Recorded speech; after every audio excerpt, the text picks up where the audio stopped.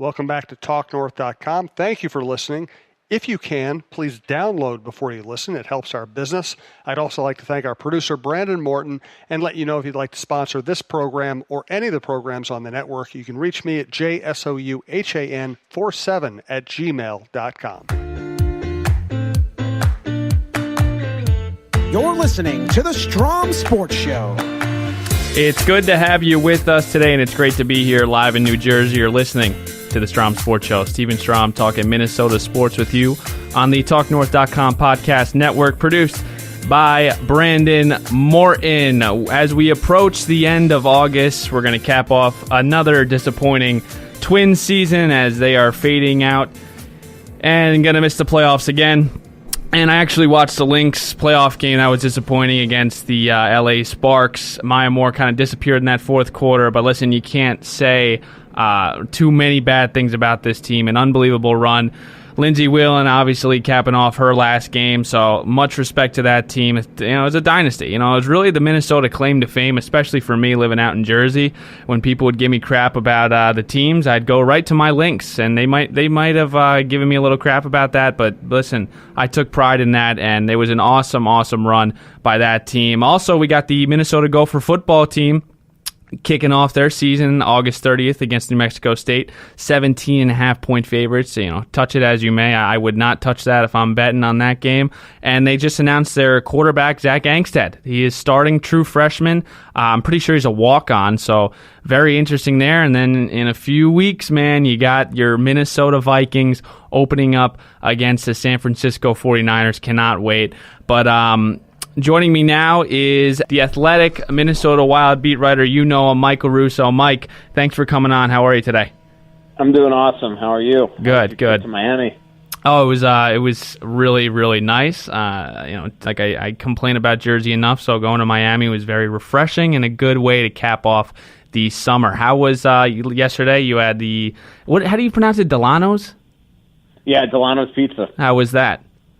It was awesome. Yeah, we had a podcast there, Suhan and I, and a bunch of people came down, and it's just a great place. And actually, we're having our Athletic Minnesota birthday bash there. It's on September 7th at night. All fans can come down, not just the subscribers, although we'd love you to subscribe. We'll have pizza and beer and games, and we're not going to do anything. Like we had a subscriber event earlier this summer, which was awesome. And we did it. We had, panels and things like that. And I think this one's just going to be kind of a birthday bash to kind of celebrate and hang out. And, it's amazing what we've started here in Minnesota in the last year, just with the amount of full-time employees we have now, a huge array of freelancers covering everything in town from the local, from the Wild and the local pro teams, Timberwolves and things like that. To all the college hockey teams and things like that. So the Athletic has absolutely blown up. I mean, Jay Glazer, I think, just joined too, right? Yeah, Jay Glazer, and obviously with Jason Starks and Ken Rosenthal, we just had a huge basketball hire. We've really ramped up our NFL coverage, and we have 250 full-time employees. And then when I came aboard, full-time writers, and many more full-time employees. When I came aboard last summer, it was just an agonizing decision. I think, we were going to be Minnesota like the 7th or 8th market. Now we're in 38 markets, and wow. On track by the end of the year to be in 47 North American pro markets. And it's funny. If I didn't come aboard when I did, the professional jealousy I think that I would have right now would be off the charts. Yeah, they were not coming to Minnesota unless they got me, and it was an agonizing month, and it was horrible. It was really just a stressful month because I absolutely loved my job at my previous place, and then it was about now I was flying out to California to meet with these guys, and man, I was just looking them straight in the eyes, and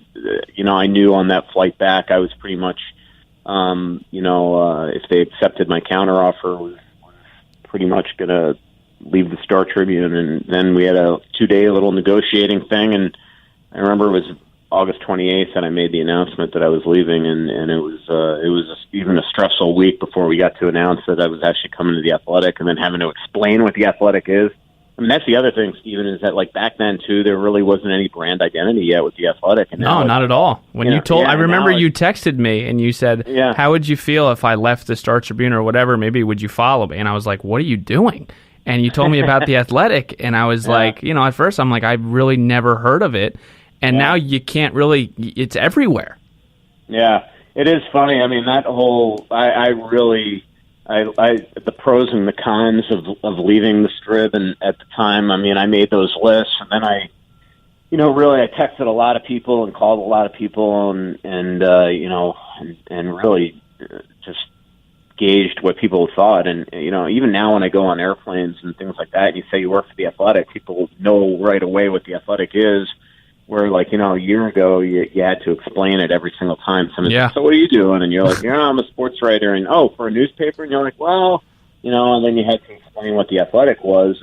And now it's like I was in Cancun last week, and I was wearing an Athletic baseball cap, and some guy came up to me and goes, "Oh, my God, I love that site. How'd you get that hat? I want to buy that hat." And I'm like, "Actually, I work for the Athletic," and he knew right away who I was, a big hockey guy, and so it was really neat. And actually, what we need now is an Athletic store on the website because people want the swag.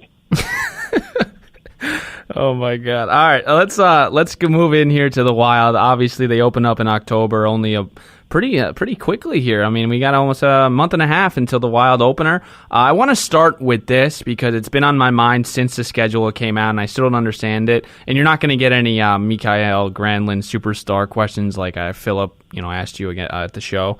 I listened to your show, but I'm very puzzled by this. I don't understand why the NHL hasn't let Minnesota host an outdoor game. It's been 2016 last time they did it. Why do you think this is a struggle to get a game in the state of hockey?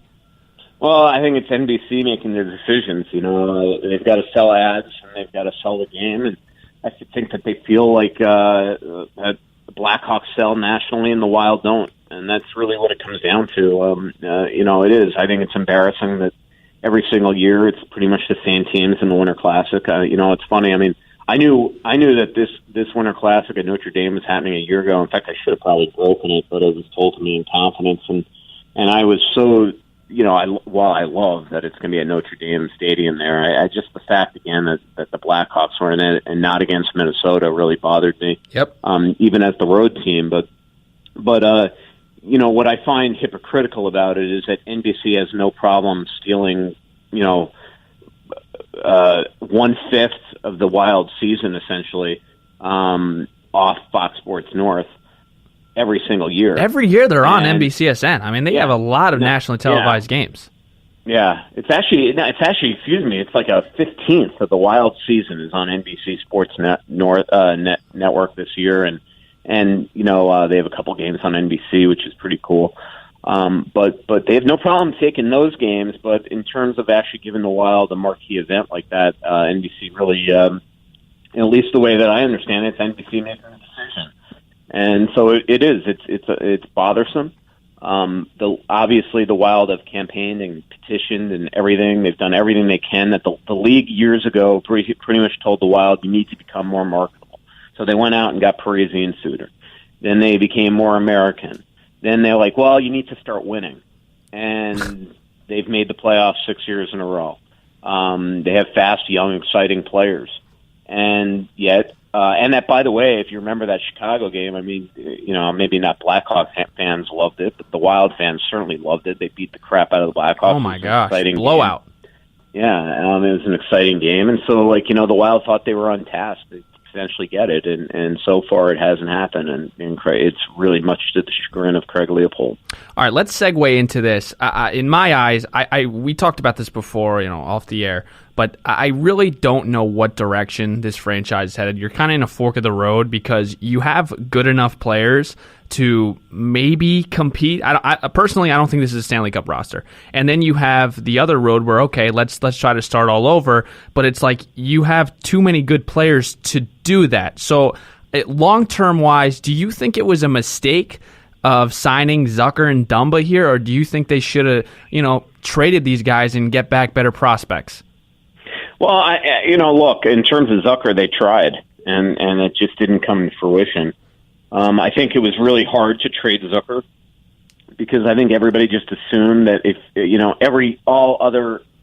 there's 31 teams in the league. I think the other 29 teams just figured, well, he's going to sign with Vegas in a year if we trade for him. Yeah. So, if we trade for him, we'd have the same problem the Wild would have, and that's signing him long term. So the Wild really were in a bit of a jam, and they had to make it the long-term decision. Do you potentially just let this guy walk as a free agent, or you sign him long term? And he always had that carrot in his back pocket, even though he wasn't talking about it. His agent certainly was intimating it to the Wild, and so they were in a jam there. And Dumba, again, I mean, what your hope is that his trajectory that he's had the last couple of years is going to continue on the path that it's been on, and that's continually getting double-digit goals, becoming better defensively. And then what you're hoping is that you've saved money here, signing him long term at $6 million a year, because in a couple of years when you would have had to re-sign him again, those type of players are going to be $7.5-8 million defensemen. So that's the risk the gamble the Wild are taking. That's always the risk when you're projecting out. But you're right. I mean, look, at some point here, you really had to decide who's of this core are you going to keep. Because if you continue to come back with the same core every year, I think we all think that the same ending is going to probably happen. Yep. So maybe what they've decided is, all right, it's the Ninos and the Coils that will try to move at some point here.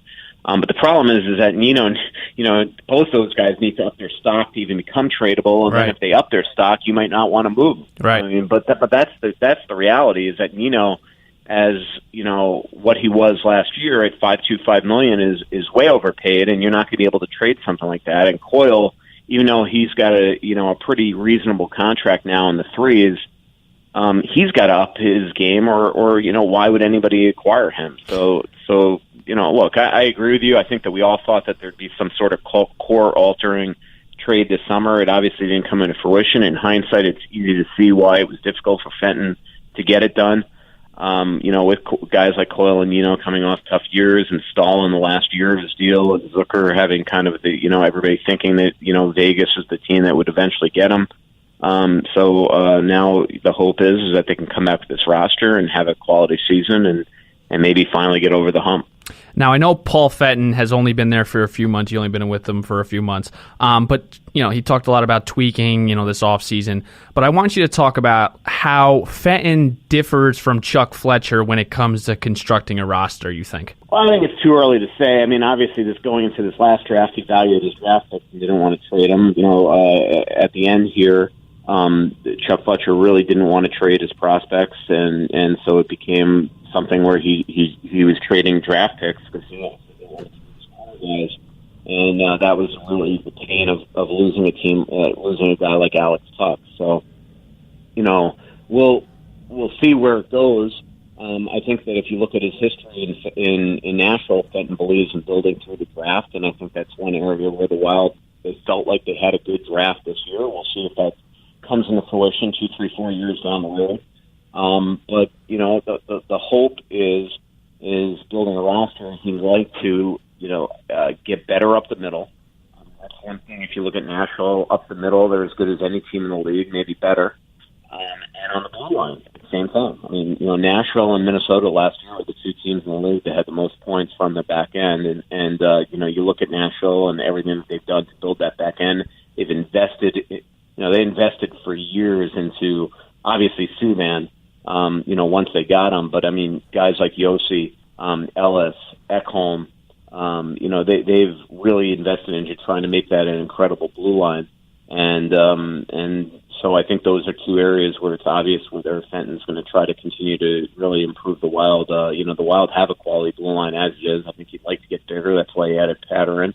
But up the middle is one area where he's really going to have to address. All right, a couple more left here. I was wondering here what you think the roles for a couple of guys are, a couple of young guys on the team. Let's first start with Jordan Greenway. Well, I think Greenway is going to start off in camp either at second line right wing next to Parisi or Koivu, or third line left wing next to Eriksson and Coyle. And if that's the case, then Niederreiter would go up to second line right wing next to Parisi and Koivu. Greenway is a versatile guy. I mean, Paul Fenton, I want everybody to remember this. Paul Fenton is really good friends with David Quinn, the old Boston University coach that coached Fenton